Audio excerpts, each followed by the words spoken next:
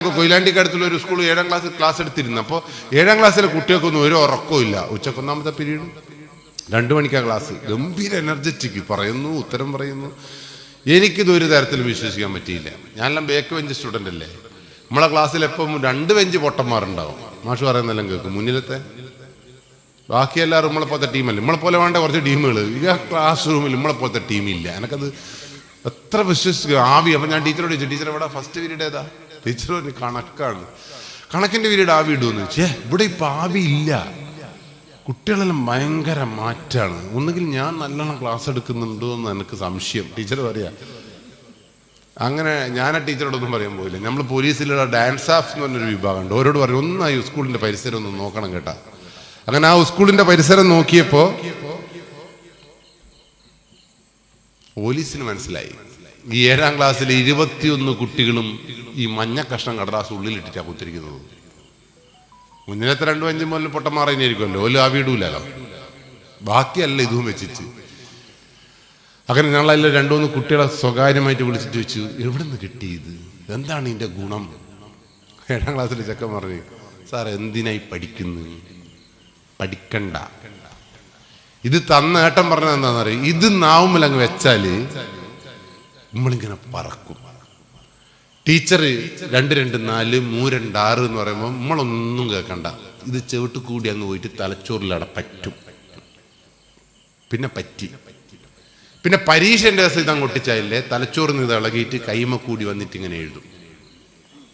നിങ്ങൾക്കൊരു പ്രശ്നം ഉണ്ടാവില്ല. നിങ്ങൾക്ക് എന്താ പ്രശ്നം? എന്താ അന്തം വിട്ട പിള്ളേർ ഇതും വിചാരിച്ചിട്ട് പറക്കും വേണ്ടിയിട്ട് കുടിച്ചായത്.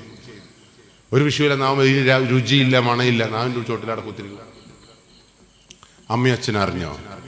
വിറ്റ ചക്കാതിയുടെ 7ാം ക്ലാസ്സിലെ ചെക്കനാ വിറ്റത്. ഓൻ്റെ അമ്മേനെ കൂട്ടിക്കൊണ്ടുവന്നു. അമ്മയോട് ചോദിച്ച, അമ്മ ഈ മഞ്ഞ കഷ്ണം കടലാസങ്ങൾ കണ്ടിരുന്നോ? കണ്ടിട്ടുണ്ടോന്നോ? എൻ്റെ മോൻ്റെ അടുത്ത് 5ാം ക്ലാസ് മുതലേ ഈ കഷ്ണം ഉണ്ട്. ഇതിൻ്റെ പേരെന്താണെന്നറിയാം അമ്മ? അമ്മ പറഞ്ഞു, ഇതിൻ്റെ പേര് നിങ്ങൾക്ക് അറിഞ്ഞൂടെ, ഇതിൻ്റെ പേരാണ് സ്റ്റാമ്പ്. പക്ഷെ പോലീസ് നിങ്ങൾ പറയുന്ന സ്റ്റാമ്പ്, ഈ സ്റ്റാമ്പില്ലേ അവൻ 5ാം ക്ലാസ് മുതലേ കളക്ഷൻ, സ്റ്റാമ്പ് കളക്ഷൻ ഉണ്ട്. ഈ മോൻ പറഞ്ഞു കൊടുക്കും, ഇത് സ്റ്റാമ്പാണ്. നമ്മളെ പണ്ടത്തെ സ്റ്റാമ്പില്ലേ പോസ്റ്റ്, നമുക്കതല്ലേ സ്റ്റാമ്പ് എന്ന് പറഞ്ഞാൽ. ഈ അമ്മ വിചാരിച്ച് ഇതാ സ്റ്റാമ്പ് എന്നാ. ഇവൻ ഇതിൻ്റെ കളക്ഷൻ ഉണ്ട്, എല്ലാം കിട്ടി അവൻ ഉണ്ടാക്കും. പക്ഷെ പോലീസ് ഇവൻ്റെ ഒരു ഗുണം എന്താണെന്നറിയോ, ഇവൻ ആര് ചോദിച്ചാലും ഇത് കൊടുക്കും. കുറേ ആളെല്ലാം വരുമല്ലോ ദിവസവും, അവനെല്ലാവർക്കും കൊടുക്കും. 6.5 കൊല്ലം കൊണ്ട് മനുഷ്യനെ കൊല്ലുന്ന സാധനം ബുക്കുമായി ചെക്കൻ ചെയ്യുന്നത്. അമ്മ പറയാ സ്റ്റാമ്പ് കളക്ഷൻ. എങ്ങനെയുണ്ട്? ആരാ ഉത്തരവാദി? മനുഷ്യനെ കൊല്ല ചെയ്തത് ആരാ? ഒരു ബോധവും ഇല്ലാത്ത മകനെ വിശ്വസിച്ച് കഴിയുന്ന അമ്മ, ഉമ്മ, ബാപ്പ. തിരുത്തേണ്ടിയിരുന്നില്ല. ഉമ്മയോട് സംഗതി പറഞ്ഞപ്പോൾ ഉമ്മ അന്നേരം വീണ, അല്ലെങ്കിൽ അമ്മ അന്നേരം വീഴല. പോലീസിന് ആടിയും 2.5 ഉറുപ്പ്യ പോയി സോഡ വാങ്ങിയിട്ട്. ബോധം പോയി നമ്മൾ തന്നെ സോഡ വേണ്ട, ആടെ നാട്ടം മരിച്ചു പോയി നമ്മളെ പണി പിന്നെയും പോകും. പോലീസ് വല്ലാത്തൊരു കൺഫ്യൂഷനില്ല ഇപ്പോൾ.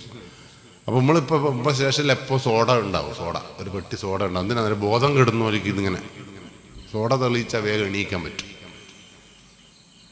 അപ്പം നമുക്കിതിപ്പോൾ അറിയാം ഇപ്പം പോകുന്നു. കാരണം ഉമ്മമാർക്കും ഞാൻ പറയട്ടെ, എൻ്റെ 19 കൊല്ലത്തെ പോലീസ് ജീവിതത്തിൻ്റെയും ഇന്ന് വരെ ഒരു തെറ്റ് ചെയ്ത് സ്റ്റേഷനിലേക്ക് കൊണ്ടുവന്ന ഒരു കുട്ടിയെ അവൻ്റെ അമ്മേനും ഉമ്മാമേനേറ്റം വിളിച്ച ഇന്ന് വരെ എൻ്റെ കുട്ടി തെറ്റ് ചെയ്തു എന്ന് സമ്മതിച്ച ഒരാളെയും ഞാൻ കണ്ടിട്ടില്ല. എൻ്റെ കുട്ടി അങ്ങനെ ചെയ്യൂല. ഓനതിൻ്റെ ആവശ്യമില്ല. പണം പോയി ഇട്ടിക്കണ്ടടാ. ഓൻ എന്തെങ്കിലും കുഴപ്പവും ഞാൻ കൊടുത്തില്ല. ഓൻ മത്തീൻ്റെ നടുക്കഷ്ണം ഞാനല്ലേ ഓനല്ലേ കൊടുക്കുന്നത്. ഓനിഷ്ടംപോലെ ഡ്രസ്സ് കൊടുക്കുന്നില്ലേ, ടൂറ് പോകുന്നില്ലേ. മക്കൾക്ക് ഇതൊന്നും ആവശ്യമില്ലട്ടാ. അതുകൊണ്ട് സൂക്ഷിച്ചോ നിങ്ങൾ. മക്കളെ നിങ്ങൾ എപ്പം വിശ്വസിച്ചോ ആടെ നിങ്ങൾ പരാജയപ്പെട്ടു. മക്കളെ വിശ്വസിക്കൊന്നും വേണ്ട. ഒരു 50-50 പോണം. നിങ്ങളെ വാപ്പേനെ പറ്റിച്ച് ഓർമ്മിക്കണം. നിങ്ങൾക്ക് എഞ്ചാതി പറ്റിക്കല നിങ്ങൾ പറ്റിച്ച് അതിൻ്റെ 10 ഇരട്ടി വേഗത്തിൽ നമ്മളെ മക്കൾ നമ്മളെ പറ്റിക്കും. നിങ്ങൾ വിചാരിക്കും നിങ്ങൾ ഭയങ്കര ബുദ്ധിമാനാണ്. ഒന്നുമല്ല. നമ്മൾ വെറുതെ ഇങ്ങനെ നടക്കുന്നേ ഉള്ളൂ. എൻ്റെ വീട്ടിൽ വന്ന് ഞാനിത് മനസ്സിലാക്കി. കാരണം എനിക്ക് ഇവിടുത്തെ കുട്ടികളെന്ന് പറഞ്ഞാൽ എനിക്ക് എൻ്റെ വീട്ടിലെ കുട്ടികളെ അറിഞ്ഞോളൂ. എൻ്റെ മോനെല്ലാം എൻ്റെ അമ്മേനെല്ലാം പറ്റിക്കുന്നുണ്ട്. ഞങ്ങൾ ഞെട്ടി തരിച്ചു. പിന്നെ നമ്മൾ മേലെ നിർത്തി നോക്കുന്നുണ്ട്, അല്ലെങ്കിൽ നമ്മളെ കൈ കിട്ടിയവൻ്റെ അവസാനം എന്ന് അറിഞ്ഞുകൊണ്ട് അവൻ അങ്ങനെ പറ്റിക്കുന്നില്ല. എന്നാൽ അവസരം കിട്ടുമ്പോൾ പറ്റിച്ചാലേ നമുക്ക്. അവിടെ സൂക്ഷിച്ചോ. ഇവിടുത്തെ വിഷയം ഇതൊന്നുമല്ല. മക്കളെ നിങ്ങൾ എന്ന് പൂർണ്ണമായി വിശ്വസിച്ച് അന്ന് തുടങ്ങി നാടിൻ്റെ നാശം. CCTV-യിൽ മക്കൾ ഇങ്ങനെ കുറ്റം ചെയ്യുന്ന പോലീസ് എന്നിട്ട് കാണിച്ചു കൊടുക്കും, ഇതല്ലേ നിങ്ങളെ മോനല്ലേ ഇത് അപ്പ അമ്മയും ഉമ്മയും പറയുന്ന വർത്താനുണ്ട്. ഇതോൻ തന്നെയാ. എന്നാൽ പോലീസ് നിങ്ങളൊരു കാര്യം ഉറപ്പിച്ചോ, ഓൻ ഒറ്റക്കല്ല കേട്ടാ, അങ്ങട്ടായാലും ഓൻ്റെ കൂടി കൂടിയെടുത്താവോ ഇങ്ങനെ ആയത്. അവരൊന്നല്ലേനു. നമ്മൾ ചോദിക്കല്ല, ഓൻ്റെ കൂടി കുടുംബങ്ങൾ നോക്കണ്ടേ, അതിന് നമുക്ക് മറുപടിയില്ല. അതുകൊണ്ട് സമ്പത്തും പാരമ്പര്യവും നിങ്ങൾ നോക്കണ്ട. അങ്ങനെയാണെങ്കിൽ ഷാറൂഖ് ഖാന്റെ മോൻ കേരളത്തിൽ, ലോകത്തിലെ, ഇന്ത്യയിലെ ഏറ്റവും മികച്ച നടനാണ് ഷാറൂഖ് ഖാൻ. ഏറ്റവും കൂടുതൽ ആരാധകരുള്ള നടനാണ്. കോടീശ്വരന്മാരിൽ കോടീശ്വരനാണ് ഷാറൂഖ് ഖാൻ. അദ്ദേഹത്തിന്റെ മോനെ അല്ലേ 17 വയസ്സിൽ ആര്യൻ ഖാൻ എന്ന് പറയുന്ന ചങ്ങാതി കപ്പലിൽ നിന്ന് മയക്കുമരുന്ന് ഉപയോഗിച്ച് കൈയോടെ പിടികൂടിയത് പോലീസ്. 45 ദിവസം പോലീസ് അവൻ ജയിലിൽ പോയില്ലേ? ഷാറൂഖ് ഖാൻ രക്ഷിക്കാൻ പറ്റിയോ? സമ്പത്തില്ലാഞ്ഞിട്ടാണോ ആ ചക്കൻ ഈ മയക്കുമരുന്ന് ഉപയോഗിച്ചതും വിറ്റതും കച്ചവടം നടത്തിയതും? അതൊന്നും കുട്ടികൾ, നിങ്ങൾ അച്ഛന്റെ ഒരു പ്രശ്നവും അച്ഛൻ നോക്കൂല, അച്ഛനെയും ബാപ്പനെയും പോലും മനസ്സിലാക്കൂല. അങ്ങനെ മനസ്സിലാക്കിയൊരു ജീവിതമായിരുന്നുവെങ്കിലും നമ്മളെ കുട്ടികൾ നശിച്ചു പോകില്ല. എൻ്റെ ബാപ്പക്ക് വിഷമമുണ്ടാവും ഞാനിത് ചെയ്താൽ. കഞ്ചാവ് വലിക്കുന്നത് തെറ്റാണെന്നും തെറ്റ് ചെയ്താൽ എൻ്റെ ബാപ്പക്ക് ഭയങ്കര വിഷമമുണ്ടാവും, എൻ്റെ കുടുംബം നശിച്ചു പോകുമെന്നുള്ള ബോധം എപ്പോൾ നമ്മളെ മക്കളിലുണ്ടാകുന്ന ആ മക്കൾ മോശമാവോ? ഇല്ല. ശരിക്കും ഞാൻ മുസ്ലിം സമുദായത്തിനെ കുറിച്ച് ഞാൻ ആലോചിക്കുന്നുണ്ട്. എത്ര നല്ല മതമാണ്. 5 പ്രാവശ്യം നിസ്കരിക്കുന്നു, വെള്ളിയാഴ്ചകളിൽ പള്ളികളിൽ സംഗമിക്കുന്നു, നല്ല നല്ല ക്ലാസ്സുകൾ കിട്ടുന്നു, ഉസ്താദും ഗാദികളൊക്കെ ഒരു ക്ലാസ് എടുക്കുന്നു, ഇല്ലേ? എന്നിട്ടും എന്തേ മുസ്ലിം സമുദായത്തിൽ ഇപ്പൊ ആത്മഹത്യകൾ പെരുകുന്നു? കഴിഞ്ഞ ആഴ്ച ഒളിച്ചോട്ടിയ മുഴുവൻ മുസ്ലിം കുട്ടികളാണ്. പണ്ട് അതില്ലേനു. മുസ്ലിം സമുദായത്തിൽ ഒളിച്ചോട്ടോ ആത്മഹത്യ ഇല്ലേനു, ഉണ്ടായിരുന്ന. ഇപ്പൊ ഉണ്ടോ? കൊറോണയ്ക്ക് ശേഷം ഉണ്ടോ ഇല്ലയോ ഒന്ന് ആലോചിച്ചത്. എന്തുകൊണ്ടാണ്? എവിടെയാണ് പാളിച്ച പറ്റിയത്? അപ്പൊ നമ്മൾ മക്കൾക്ക് സ്വാതന്ത്ര്യം കൊടുക്കാൻ തുടങ്ങി, പക്ഷെ നിയന്ത്രണം വേണ്ടെടുത്ത് നിയന്ത്രിക്കാൻ നമുക്ക് കഴിയുന്നില്ല. അതാണ് വിഷയം. അതുകൊണ്ട് ഞാൻ വീണ്ടും ആവർത്തിക്കുന്നു, MDMA എന്ന് പറയുന്ന സാധനം 2 പഞ്ചസാര തരി പോലത്തെ ഒരു സാധനം കേട്ടോ. പഞ്ചസാര തരി 2. ആ 2 പഞ്ചസാര തരിക്ക് 2000 റുപ്യ വില. എത്ര? 2000.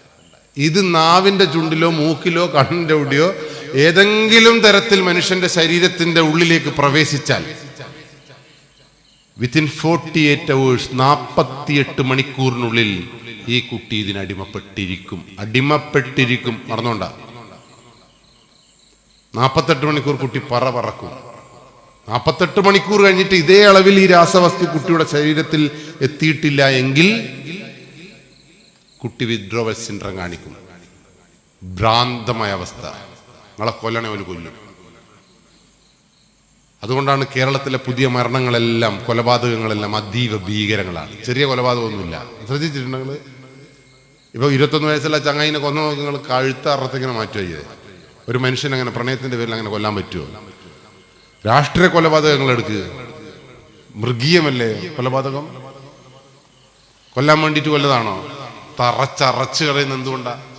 ഇത്തരം ലഹരി വസ്തുക്കളാണ് അവരെ നിയന്ത്രിക്കുന്നത് എന്നുള്ള സാമാന്യമായ ബോധം മാത്രം മതി. 9ാം ക്ലാസ്സിലെ കുട്ടി ഉമ്മയെ ബലാത്സംഗം ചെയ്തു എങ്കിൽ 17 വയസ്സുകാരന് കള്ളു കുടിക്കാൻ വീട്ടിൽ പൈസ കൊടുക്കാത്തതിന് അമ്മയെ തീകൊളുത്തി കൊന്നിയെങ്കിൽ, കാല് തച്ചൊടിച്ച് അവസാനം അച്ഛന്റെ നെഞ്ചത്തേക്ക് കുട്ടി കത്തിക്കൊണ്ട് കുത്തിയെങ്കിൽ, ആ കുട്ടി മനുഷ്യനല്ലാതാക്കിയത് നിങ്ങളും ഞാനുമാണെന്നുള്ള ബോധം അവന്റെ ജീവിതത്തിലേക്ക്, കുടുംബം എന്ന ലഹരിക്കപ്പുറത്തേക്ക് മറ്റേതോ ലഹരിയെ കുത്തിവെപ്പിച്ചത് നിങ്ങളും ഞാനുമാണെന്നുള്ള ബോധം നിങ്ങൾക്കുണ്ടാവുകയും ഞാനിങ്ങനെ നശിച്ചു പോകുമെന്നുള്ളൊരു ബോധം മക്കൾക്കുണ്ടാകുകയും ചെയ്യുമ്പോൾ മാത്രമേ ഈ സമൂഹത്തിൽ നമുക്ക് മാറ്റം ഉണ്ടാക്കാൻ പറ്റൂ.